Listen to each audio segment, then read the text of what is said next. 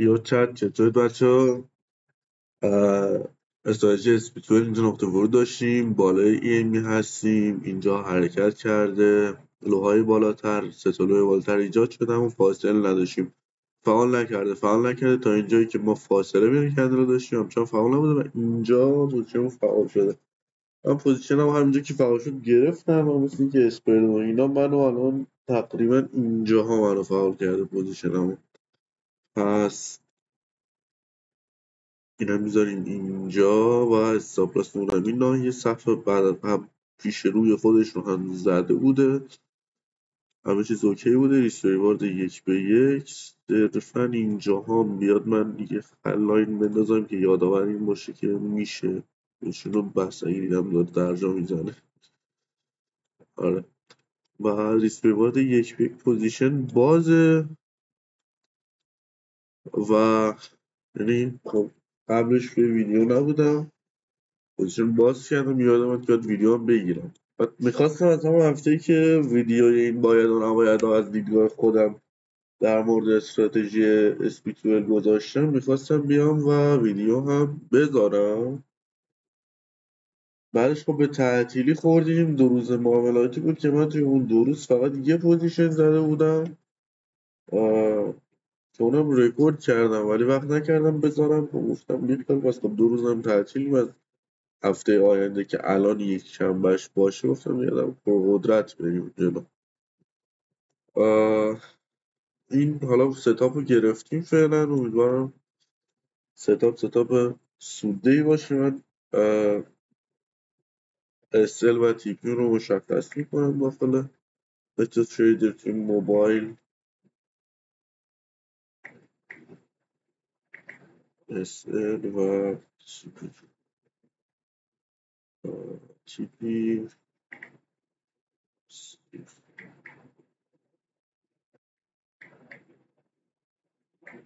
و نکست و مودیفای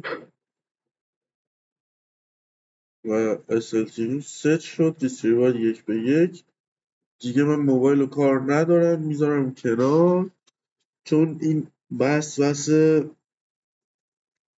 روانشناسی خودم. من مثلا میبینم یقدر تو سودم میگم با بیخال ببندیمش، این از سودیم بسته دیگه، به تو منم میشه اینقدر خدا رو شکر بده برکت خدا. ولی میزنم و میذارم کنار. و اینکه من بگم من صرفا چون ویدیوها رو بدون ادیت میذارم نمیتونم از روی صفحه موبایل بردارم بیارم اینجا به شما نشون بدم. خب از صفحه موبایل باید بردارم برم توی برنامه ادیت، باید بیام بذارم اینجا. خب زیاد من ادیت نمی‌کنم، ویدیو رو خام میذارم. پس مذهبی الان بریم توی پراپ بهتون نشون بدم. من لاگین کنم به پراپم، بعدا ویدیو رو از سر میگیریم. خب بچه من لاگین کردم به پراپم، همون زورا فیکس لست پراپ سابق. یه چالش داریم اینجا که هنوز پاس نشده، این مرحله‌اش میخوام پاس بکنم. اینجا ما توی داستان بریم و اکویلیتی اکانت قبل از پوزیشن رو ببینید. $6010. البته چی میخوام اکانت یه خود رو داون شد، بعد من حالا بکش زدم دوباره یه حساب برگردونیم. اینقدر ضرر کردیم باز اینقدر سود کردیم از برگشت. و آره همش هم همین استراتژی. حالا مرحله اولش رو میخوام پاس کنم این هفته اگه خدا بخواد. آره من از اینجا گفتم به شما بگیرم نشون بدم، چون ادیت نمی کنم دیگه نمیتونم بیام بذارم. الان این ایکویلیتی قبل باز ایکویلیتی بعد اونم خب میگیریم دیگه بعد از کلوز پوزیشن.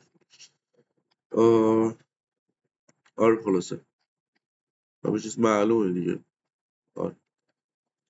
خب منتظر بمونیم که این ترید بره به یه جایی برسه. من زیاد نمیخوام ویدیو رنی طولانی بشه، که آپلودش واقعا مشکل هم سریع آپلود میشه، ولی هر چنگایی که دیدم داره اینجا حرکت میکنه استاپ میکنم هی دوباره میگیرمش. خب یه حرکتی بکنه، یعنی یه وری بره به نفتر مثلا کات شده باشه بیشتر از 10 دقیقه 15 دقیقه طول نکشه. راستی در مورد اینکه قرار شد این داستان رو لایو ترید بکنیم، هنوز واقعا بحث لایو تریدش نیومده، چون صرفا فقط ویو گرفت. یه جورایی با من خوب ویو گرفت، 94 نفر دیدنش.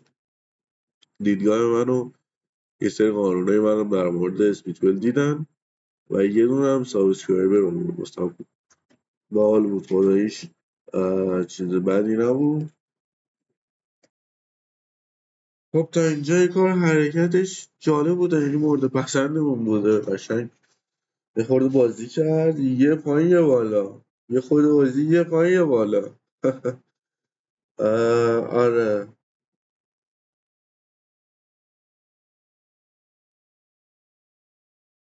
جالب بوده واقعا، حرکتش اینجا جالب بوده. داره میره دیگه به نظرم. فعلا کات نکنیم خوبه، چون داره میره. کات که نه، استاپ، چون کات نمیکنم، ادیت نمیخوایم بزنیم که کات کنیم. چون داره میره به نظرم کات نکنیم، استاپ نکنیم جالبه، چون اگه این داره درجا میزنه باز حالا استاپ میکنیم که وقتتون گرفته نشه. و این دقیقا همون چیزیه که ما از استراتژی اسپیتوال انتظار داریم. معنی استراتژی اسپیتوال خب از اسمش مشخصه، ولی با این حال باز من فکر میکنم با خودم که خب خیلی فقط میکنم فقط یه اسم، اصلا همچین چیزی نیست. از جایی شما تریدر باشید هم میدونین اسپایک چیه هم میدونین لگ چیه. میگه ما میخوایم اسپایک ها رو ترید بکنیم تا لگ های حرکتی قوی رو بگیریم. واضحه این موضوع برای اونایی که بچه های خورده تازه وارد ترن، فکر میکنن که صرفا فقط یه اسم گذاریه، ولی خب نه، این چیز نیست.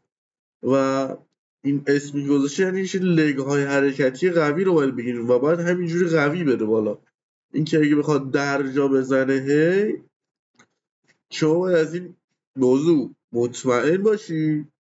حالا خیلی هم مطمئن نه، ولی حداقل یه درصدی مطمئن باشید که اون ستاپ به درستی شکل نگرفته که داره درجا میزنه، چون این لگ حرکتی با قوی ایجاد میشه، شده به یک اسپایک باید ایجاد بشه. من توضیح اسپایک رو نمیدم. خب اسپایک یه حرکت خیلی شارپ سریعه دیگه، از چند تا کندل خیلی شارپ سریع ایجاد شده دیگه. فکر نمی‌کنم اونقدر بچه‌های مبتدی اینجا باشن که ندونن اسپایک یا لگو اینجور داستانا چیه.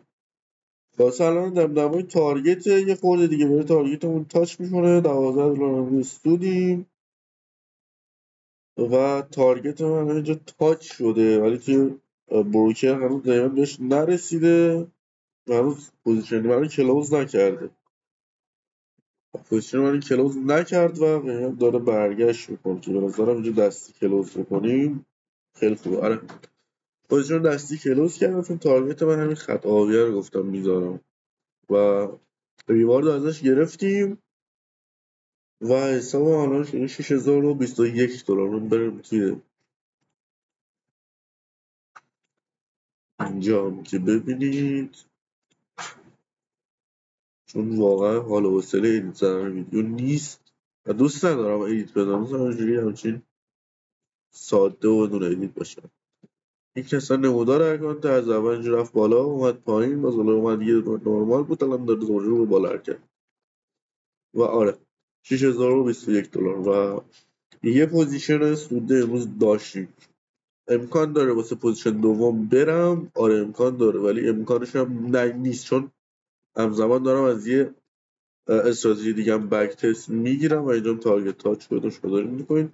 همزمان دارم از یه استراتژی دیگه هم بک تست میگیرم، زیاد وقت این که برم برای بک پوزیشن دوم نیست. خب یه پوزیشن تمیز در روز خیلی خوبه دیگه. شما در هفته 4 تا ریوارد دارید، 4 تا ریوارد ندارید در هفته که شما دوشنبه تا جمعه که باشه 2 3 4 5 و جمعه 5 روز ریواری که 5 تا ریوارد دارید دیگه.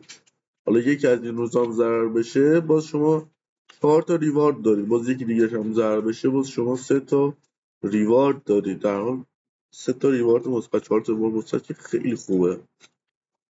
معمولا میگن 2 تا پوزیشن 3 تا پوزیشن بگیرید ولی من نمیگیرم. 2 تا پوزیشن میگم بگیر ولی من نمیگیرم. حالا شاید بگیرم شاید نگیرم. اگه بخوام برم چیز بعدی بک تست بگیرم امکان داره که نرسم از پوزیشن بعدی که بخوام وقت روی طلا بذارم چون اون روی یورو هست. آره اینم بود.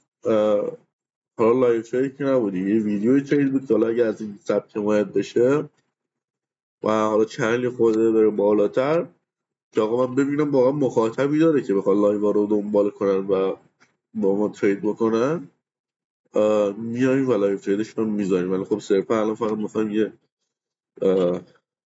ویدیوهایی رو داشته باشیم. این بود از این ویدیوی امروز که من تاریخ میخوام ببینم اینجا